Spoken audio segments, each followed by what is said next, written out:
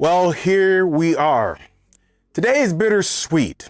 It's Classic Tabletop RPG Friday, and we've been doing Top Secret First Edition since September of 2022, last year. And here we are, folks, the last video in the series. Now, what I like to do normally, and I only had one series that I've completed so far, which was the Gamma World series. But the plan that I had going into creating the RPG Elite YouTube channel was that when it came to the classic tabletop RPGs, we were going to get down and dirty and the nitty gritty and look at the mechanics and everything.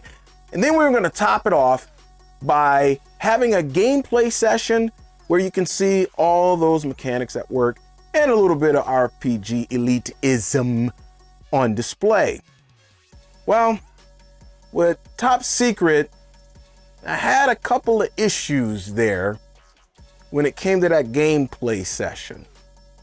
Number one, the game itself is hard to find.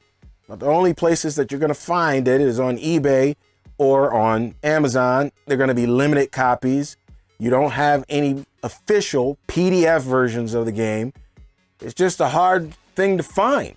And when I do these, I want people to be able to go out and get it if they're enjoying the series and they're like, hey, I think I want to get that game. I want people to be able to go out and do that. But with Top Secret, you could, but there's a limited quantity. And that means the price is going to go up and some of y'all won't be able to do that. And that would be sad. And then another problem I had was, was I going to find people to be able to play this game? Or I'm going to find some people who are going to be interested enough in the espionage genre to play Top Secret First Edition. Then I had a third one. And the third one came later as I'm watching the analytics on the channel. I'm watching and going, well, this one is not that popular. I knew that. I knew that actually going in. It wasn't going to be that popular. I knew it. But then I'm thinking to myself, well, man, it takes a lot of work to put together these gameplay sessions and to do it right in a way to where it's going to engage at least halfway the people who are watching, because you are actually making it for people who watch, not just for us. And so I started praying about it and I'm thinking, you know what, Lord? I don't see it happening. I had to come to the conclusion that today's video will be the last video in the series. Now, will we do a Top Secret First Edition gameplay later on? Maybe. I don't know. It depends. See what we can find. Now, if you're interested in doing it, then let me know, because y'all know what's up. This is RPG Elite. Okay? So that means I'm going to be doing some interviews. I'm going to be looking for particular things. And if you don't know what I will be looking for, then you need to go watch the RPG Elite series. Link down in the description below. Now me. All right, y'all. Let's get into this last video. We're talking about animal attacks. Animal attacks on PC agents, you know, guard dogs and all the rest of the crazy stuff that super spies have to contend with. Well, how does it work in Top Secret First Edition? Well, I'm getting ready to tell you right now. And then on the other side, not only do I have the question of the vid for you, but I have what the next series is going to be about. And people have been waiting for this one.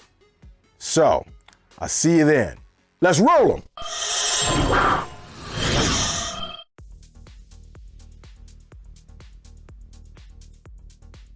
Now I need to mention that this in the core book is part of the optional rules, which really makes no sense. It shouldn't be made part of the optional rules. Poisons was also a part of the optional rules. Now, secret agents run into poisons and animals, like especially guard dogs and things like that, all of the time. And here's the thing. What they have as part of the basic rules is a section in the core book called Arousing Human and Animal Guards. Oh, okay. So if that's part of the basic books, then you know that the possibility exists that there are going to be animal attacks. So that shouldn't be an optional rule. That should be a part of the basic rules. And so I'm treating this as a basic rule that should be there, which is why I'm doing the video.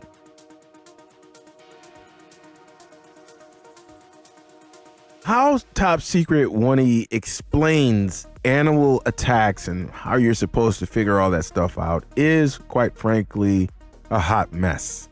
It is not good. And let me explain why.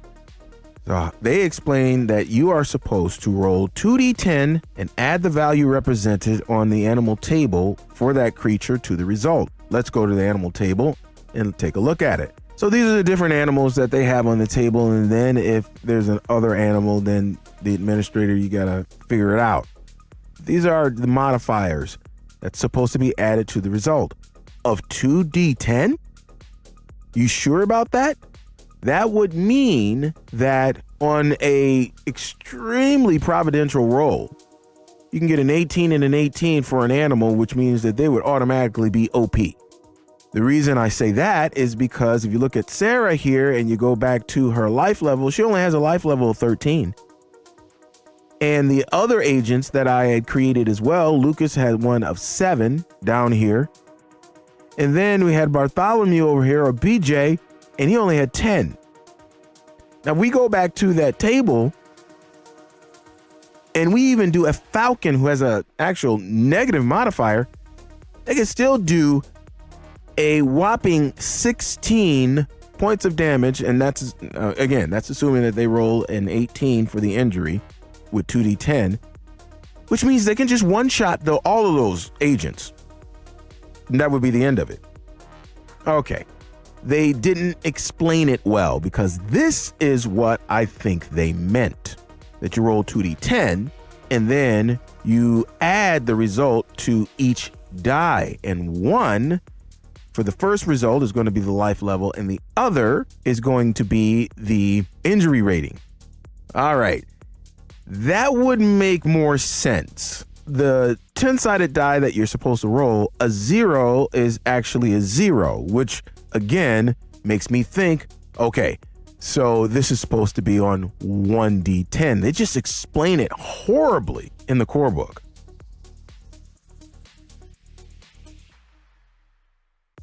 So what we're going to do here real quick is we're going to roll for each of our guard dogs here for our example that I have coming up. So the first thing we're going to do, and we're going to go over here, is I'm going to roll for each of their life levels separately, one at a time.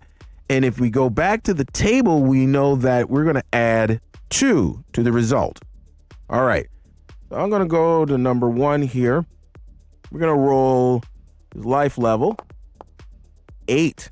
This one has a 10. Ouch. A 10. Tough dog. Maybe it's some kind of huge King Corso or something like that. All right. So that's a 10. Let's go to guard dog number 2. And let's roll for this one. So 4 plus 2 is a 6. That makes sense. All right, so now we have the life level of both of the dogs, but now we're getting ready to get into their injury rating. And this is where it can get interesting. For right here, I am going to put the injury rating over here in the handedness, just to make it simple for right now. Normally, it would probably be a weapon that I would put together, but I'm just going to make it simple right now since it's a fixed amount of damage, unlike some of the other things when you go into combat and it goes up and down on the damage chart. So let's go ahead with guard dog number 1. Let's see how much. Ooh, 10 points, which would make sense for a huge King Corso. Whoa, whoa, whoa. Oh man, not a good day. And let's go over here to the second guard dog. Let's see what they have. What? They got a 2. All right. Ain't doing much over here. Got a 2. All right. So now we've gone ahead and laid out the stats for these guard dogs. So now we got to put together a scenario on how this is going to look in actual combat.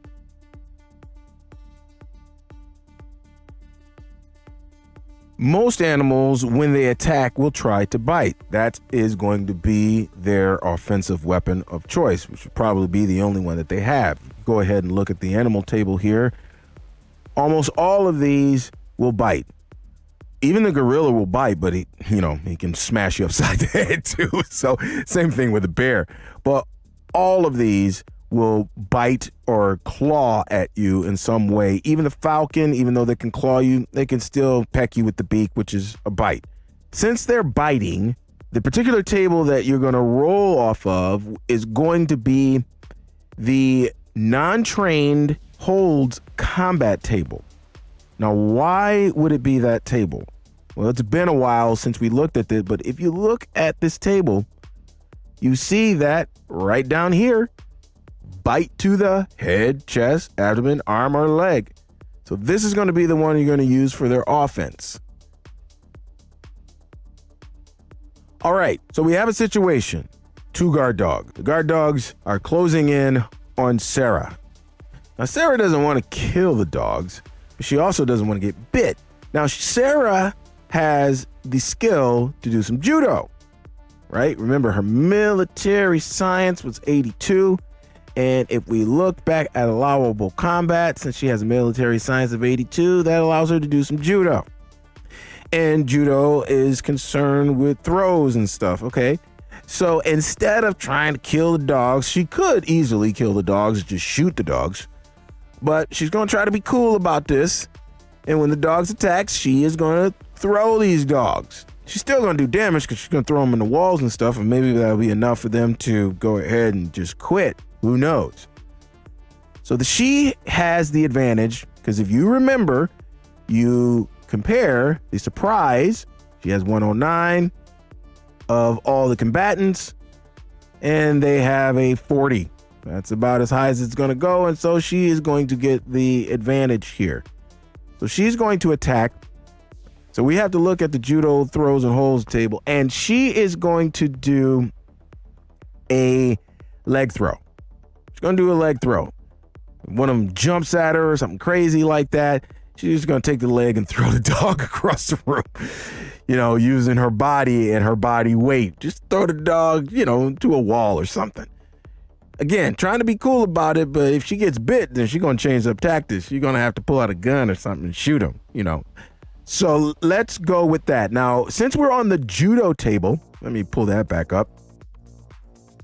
Since we're on the judo table, the animals are trying to do something that they have no clue in knowing how to do. And when you try to do that, all right, then on the injury modifiers here, the defensive fighter uses a defensive maneuver on a combat chart beyond his or her allowable combat knowledge. That means that Sarah is going to get a +3 to her damage. You also remember that Sarah has a fitness rating of strong, so she gets a +1 to it. So she's going to get a +4 to her damage. So let's go ahead and let's see what happens with the defensive maneuver. Now, the dogs are going to roll on the judo throws, but they are, what's going on here? Let's reset that. Again, untrained, but let's see what happens and what they get, because this is going to be totally random. I'm going to have to roll twice too, and you only roll once here. No size specifications necessary. So let's see what we can get. Got a sideways break fall for one. All right. Let's see what we get for the other. Another sideways break fall. You got a leg throw here. Sideways break fall means number one, doesn't do any damage, and number two, that they get the advantage. Oh my goodness. And now we got to go to the non-trained holds because they're going to attack. And so what is Sarah going to do? I can either choose or I just roll randomly. Let's just roll randomly just to keep it interesting. Okay, she's going to choose a feint. However, when we go to the table for non-trained holds for the bite, okay, let's do this. I'm going to roll 1d10. I'm going to divide it by 2. That's going to be the attack area. Okay, so it's going to bite her in the arm. One's going to bite her in the arm. The other's going to bite her in the leg. Kind of makes sense, right? Right. So she does a feint. She can only do, and now understand something. The rules allow for you to be able to try to fend off at least 2 animals, but it doesn't make a whole lot of sense because you got 2 enemies attacking you just like multiple targets. So just a lot of things are inconsistent in Top Secret 1E. So you have to do a little bit of, editing in order to make things consistent. So in this case, I'm just going to use a feint. And in either case, you have that they make their attack and the C result. Let's go back and see what the C result is. And they keep their advantage. So the dog comes in and bites her, and we're going to move him up there. One bites her in the arm, the other one bites her in the leg. Okay, so the one that she was trying to avoid, she didn't. And so she gets bitten in the leg. And so it does 10 points of damage, I think. Oh my gosh. Was it 10 points? 10 points. Wow. Oh my gosh, Sarah. Oh shoot. That's bad. That is really bad. And then this one over here, which only does 2 points of damage, but still, if we go even to the feint, it's going to have the same result. Let's go back to the non-trained hold on a feint on the leg is same deal. No matter which way you do it, it's the same deal. She just takes 12 points of damage in 1 round. And maybe she would have been better off trying to shoot one of these things. But just in 1 round, being attacked by 2 guard dogs, Sarah doesn't look like she's going to be standing for too long. Looks like she might be going down for the count. And these are piercing attacks. So that means that she's going to die if she don't get out of there. And obviously, the next action would be retreat, retreat. Well, if you couldn't tell, I'm not a real big fan of how they handled this in the game. Not at all. Not a big fan. But like I said, this is bittersweet. It's the last video in the series, and who knows? Like I said earlier, we may come back and do a gameplay on this. I don't know. Let's see what Providence has in store. But until then, we're going to continue to make more videos. And what's coming next is in terms of the classic tabletop RPG series, we're going to start in 2 weeks because I got a special edition video next week. Then we're going to get right into Classic Traveler. Now, I know there's some people who've been waiting for this one. This game is very popular, and you can still go out and buy this very version of the game that I will be covering.